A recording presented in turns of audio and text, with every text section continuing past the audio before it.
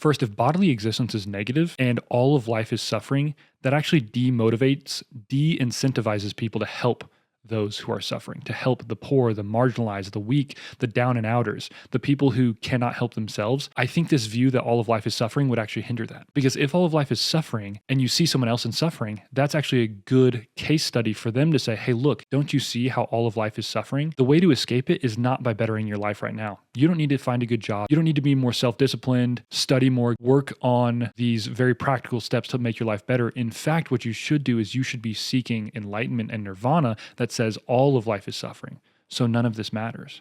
And at the end of the day, what we want to do is we want to prepare ourselves in this life for escaping reincarnation. And so I think that this view would actually incentivize people to leave others in their suffering instead of being willing to go towards them in self-sacrificial love and want to help them out of it because suffering is evil. And we want people to not escape reality, but in this reality to escape suffering. Now, some people will say, oh, but that's where negative karma and positive karma comes into play, where if you want to escape, if you want to achieve nirvana, you have to build up positive karma, and you do that by helping other people. The reason I would argue against that is that's ultimately a selfish reason. That's not a self-sacrificial reason to help someone else. You're just saying, you know what? I want to build up good karma for myself. Therefore, I'm going to go help someone else. And I don't think ultimately motivating people with selfish reasoning to help someone else is a long time fruitful reason of motivating people to help others.